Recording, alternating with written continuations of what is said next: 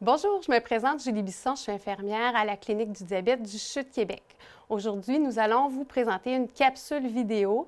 Cette capsule est destinée aux patientes de diabète gestationnel qui devront débuter un traitement d'insuline. Le document que nous utiliserons aujourd'hui pour faire l'enseignement est le document du traitement du diabète durant la grossesse qui a été réalisé par le CHU de Québec. Les valeurs souhaitées par le médecin. Différentes valeurs cibles sont déterminées par votre médecin. Il sera important de valider l'information avec l'un des professionnels de la santé qui suit votre grossesse.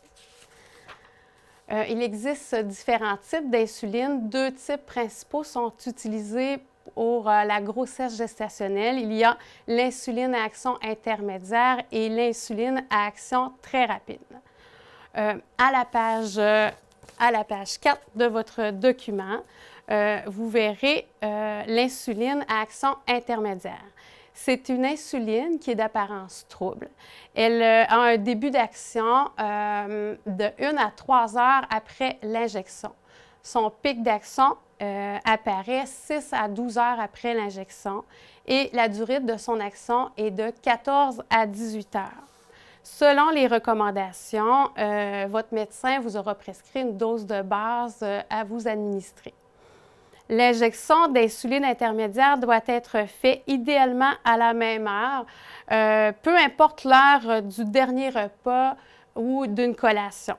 C'est indépendant aussi de l'heure du coucher. Donc, peu importe l'heure où vous vous couchez, déterminez l'heure pour faire votre injection et essayez de vous donner votre injection à la même heure à chaque soir. L'injection d'insuline intermédiaire doit être faite de préférence sur une cuisse. C'est une insuline qui sera d'apparence trouble, donc il sera important de la mélanger avant chaque injection. Votre médecin vous a peut-être prescrit une insuline à action très rapide. Cette insuline est d'apparence transparente. Son début d'action est différent. Elle commence à agir 10 à 15 minutes après l'injection. Son pic d'action apparaît 1 heure à 1 heure et demie, entre 1 heure et 1 heure et demie après l'injection et sa durée d'action est de 3 à 5 heures. Les recommandations qui sont faites, en fait, votre médecin vous aura prescrit une dose à vous administrer, soit avant le déjeuner, avant le dîner ou avant le souper, ou plusieurs injections avant un repas qui sera déterminé. L'insuline doit être injectée 15 minutes avant chaque repas. Si vous avez un repas prolongé, donc si vous avez un repas où vous devez prendre une entrée, une soupe, ça va être important de vous donner votre injection lors du repas principal et non lorsque vous commencez votre repas. L'insuline doit être toujours associée à un repas. Donc, si pour quelque raison, vous n'êtes pas certaine de manger ou de manger votre repas complet, ne vous administrez pas votre insuline. Il doit toujours avoir un écart entre chacune des doses d'insuline de 4 heures. Donc, si vous avez une injection à faire au déjeuner et une injection à faire au dîner, il doit y avoir au moins 4 heures entre chaque injection. Pour l'action des insulines, un petit rappel, vous le retrouverez à la page 6 de votre document. L'action d'insuline, action très rapide. Si vous avez à faire une injection avant le déjeuner, celle-ci agira sur votre glycémie après le déjeuner. Si vous avez à avoir une injection au dîner, l'insuline agira sur votre glycémie après le dîner. Même chose pour l'injection au souper. L'action de l'insuline agira sur votre glycémie après le souper. Si vous avez à faire une injection d'insuline intermédiaire au coucher, celle-ci agira sur votre glycémie à jeun le matin. Les sites d'injection d'insuline, vous pourrez vous référer à votre document à la page 7. Les sites d'injection, on parlait de l'abdomen et la cuisse. Donc, les insulines à action très rapide doivent être faites sur l'abdomen. L'abdomen est la région à privilégier durant la grossesse. Il faut éviter les zones où la peau est plus tendue et le pourtour du nombril. Pour les injections sur les cuisses, vous pourrez voir les zones là, qui sont déterminées sur votre document à faire sur les côtés des cuisses en évitant là, de s'injecter trop près de la hanche ou du genou. Les précautions à prendre avec l'insuline. Dans votre document, ce qui est mentionné, en fait, si vous faites votre injection et qu'il y a un saignement, ce n'est pas dangereux. Il faut tout simplement faire une pression, essuyer la goutte de sang, éviter de faire un massage pour modifier l'absorption de l'insuline. S'il y a une réaction cutanée, ça peut se présenter comme une rougeur, des boutons, un prurite. À ce moment-là, avisez le professionnel de la santé qui fait votre suivi. Évitez de faire les massages sur le site d'injection parce que cela pourrait modifier l'absorption de votre insuline.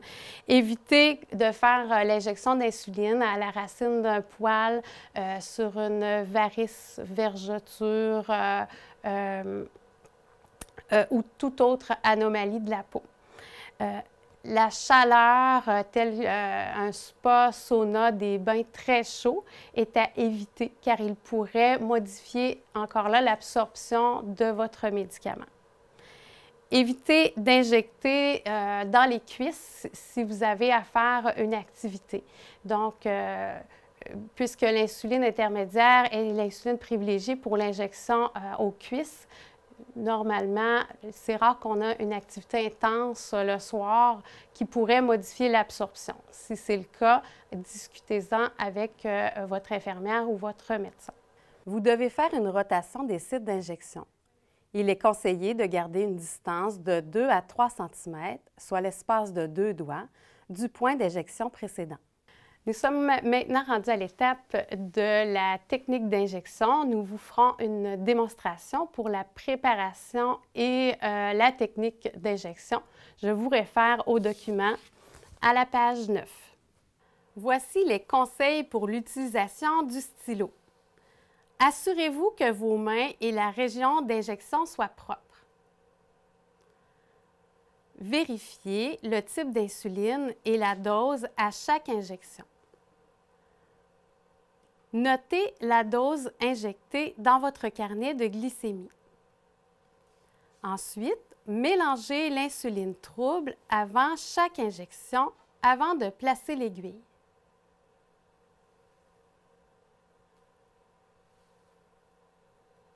Mélangez 10 à 15 fois d'un mouvement de rotation et de bascule, lentement pour permettre à la petite bille d'aller d'une extrémité à l'autre.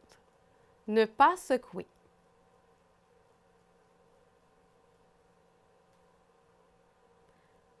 L'insuline claire n'a pas besoin d'être mélangée. Maintenant, insérez l'aiguille sur le stylo injecteur.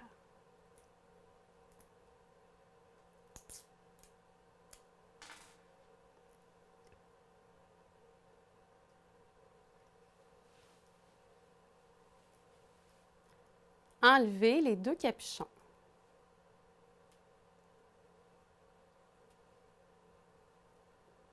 Avant chaque injection d'insuline, faire apparaître une goutte d'insuline en tenant votre stylo d'insuline, l'aiguille vers le haut. Placez l'indicateur de dose à 1 ou 2 unités et pressez le bouton poussoir complètement. Répétez cette étape jusqu'à l'apparition d'une goutte au bout de votre aiguille. Placez l'indicateur de dose au nombre d'unités prescrit par votre médecin. Aujourd'hui, le coussin représente la zone d'une partie de votre corps. Vous devez soulever la peau seulement si vous utilisez une aiguille plus longue que 6 mm ou si vous êtes très mince.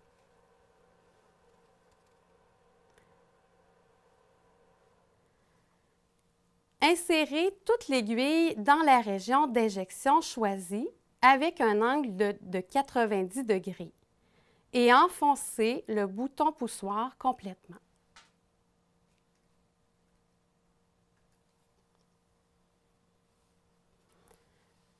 Le chiffre 0 devrait apparaître dans la fenêtre d'indication de la dose. Cela indique que la dose a été complètement administrée. À la fin de l'injection, attendez au moins 10 secondes avant de retirer l'aiguille de la peau.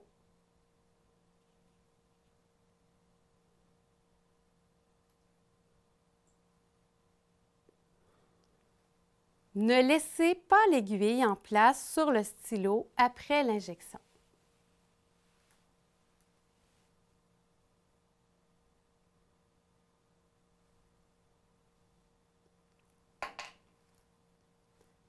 Vous avez maintenant complété votre injection d'insuline.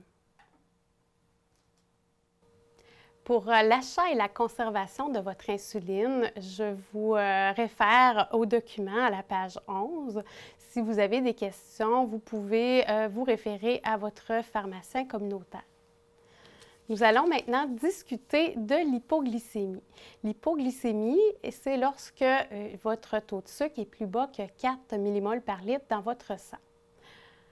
L'hypoglycémie arrive rarement lors d'un diabète gestationnel, mais c'est un risque qu'on doit être capable de contrôler si cela survient lors de votre grossesse. Les symptômes d'hypoglycémie peuvent présenter un changement d'humeur soudain, des maux de tête, de la faiblesse, une altération de la vue, de l'étourdissement, de la transpiration, de la fringale et des tremblements. Si vous présentez un de ces symptômes, première étape, c'est de prendre votre glycémie. Si votre glycémie est plus basse que 4 mmol par litre, vous devez prendre un sucre rapide. Si votre glycémie est plus basse que 2,8, c'est une hypoglycémie plus sévère. Nous devons donc prendre plus de sucre. Premier exemple. Vous présentez un symptôme de tremblement, pâleur, faim. Prenez votre glycémie. Votre glycémie est à 3,5. Vous devez donc prendre 15 g de glucides. Les sources de glucides sont soit 4 comprimés de glucose de type DEX4, soit 15 ml de sucre dilué dans l'eau, 15 ml de sucre, de miel ou de sirop d'érable, 150 ml de boisson gazeuse ordinaire ou 150 ml de jus de fruits. Après avoir pris votre sucre rapide, vous devez rester au repos, attendre 15 minutes. Une fois le 15 minutes passé, vous devez reprendre votre glycémie. Si votre glycémie est revenue en haut de 4 mmol par litre, il est donc important de prendre une collation ou un repas. Si le repas ou la collation n'est pas prévu dans la prochaine heure, il est donc important de manger. Le type de collation que vous pouvez prendre doit contenir 15 g de glucides et une source de protéines. Par exemple, vous pouvez prendre un pain avec du fromage ou prendre un biscuit avec une portion de lait. Si, lorsque vous avez fait votre période de 15 minutes et vous retestez votre glycémie est toujours en bas de 4 mmol par litre, il est important de redébuter la correction de l'hypoglycémie en reprenant un 15 g de glucides, attendre 15 minutes et recontrôler votre glycémie avant de prendre votre repas ou votre collation. Si jamais votre glycémie est plus basse que 2,8, nous disions que vous devez prendre 20 g de glucides. Au lieu de prendre 15 ml d'une source de sucre, c'est 20 ml de source de sucre ou 5 comprimés de DEX4. Maintenant, nous allons parler de l'ajustement de votre dose d'insuline. Il est très important d'ajuster votre dose à la maison pour avoir un meilleur contrôle sur votre glycémie. Vous verrez à la page 13 de votre document comment faire l'ajustement de façon sécuritaire, soit en augmentant ou en diminuant votre dose d'insuline. Votre médecin vous a prescrit une dose de base. Si la dose prescrite est plus basse que 10 unités, vous devrez faire un ajustement de 1 unité à chaque jour. Si votre médecin vous a prescrit une dose d'insuline entre 10 et 40 unités, vous pourrez augmenter votre dose d'insuline de 2 unités par jour. Si la dose est plus grande que 40 unités, vous pourrez augmenter votre dose d'insuline de 4 unités par jour. Bien sûr, nous ferons le suivi avec vous et nous vous aiderons à ajuster au fur et à mesure de votre grossesse. Je vous donne une mise en situation. Vous devez prendre une insuline intermédiaire au coucher. Votre médecin vous a prescrit 8 unités. Vous injectez 8 unités le soir. Le lendemain, vous allez vérifier votre glycémie à jeun. Votre glycémie est à 5,5 et votre cible glycémique est de 5. Donc, vous êtes au-dessus de votre cible glycémique. Le lendemain, vous devrez donc augmenter votre insuline de 1 unité. Le lendemain, je me donne 9 unités. Le soir même, en fait, je me donne 9 unités. Le lendemain, je reprends ma glycémie. Elle est toujours au-dessus de ma cible. Je vais donc augmenter encore de 1 unité le soir, le même soir. Et vous allez faire ça à chaque soir jusqu'à ce que votre glycémie du matin atteigne la cible que votre médecin aura déterminée.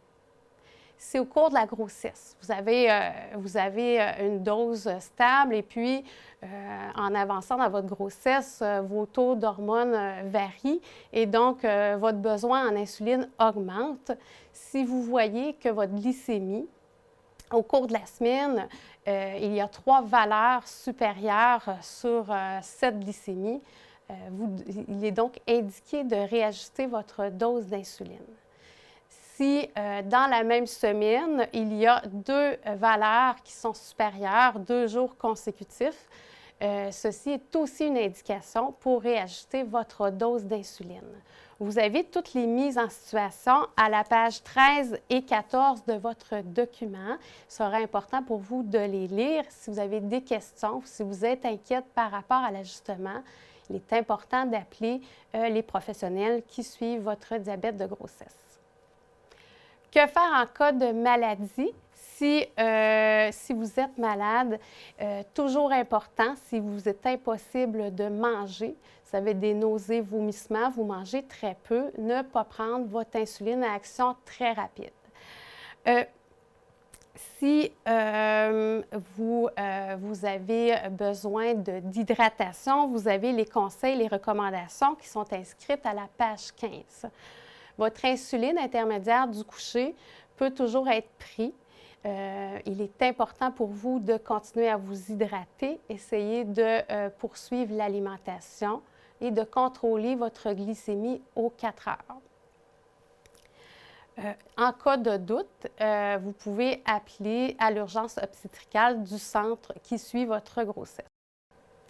En conclusion, il est normal de sentir une anxiété face à la gestion de notre diabète lorsqu'on débute une injection d'insuline. Vous verrez, ce sentiment va disparaître après les premières injections. Rappelez-vous que vous le faites pour votre bien-être et celui de votre enfant. Si vous avez des inquiétudes, un besoin de soutien ou d'information, il est important de communiquer avec les professionnels qui suivent votre diabète.